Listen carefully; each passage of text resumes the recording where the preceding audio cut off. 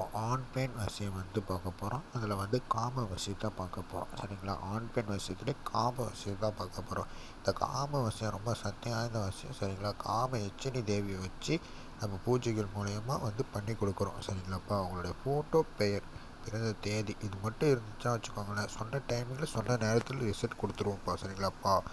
எதுக்கும் நீங்கள் கவலைப்படாதீங்க. வாழ போகிறது ஒரே வாழ்க்கை தான். சரிங்களாப்பா? நீங்கள் வந்து நிறைய பேர் என்கிட்ட சொல்கிறது வந்து சூசைட் அட்டன் பண்ண போகிறேன் சாமி, என்னால் வாழவே முடியல, நான் என்ன பண்ணுறேனே தெரில சாமி அப்படி சொல்கிறீங்க.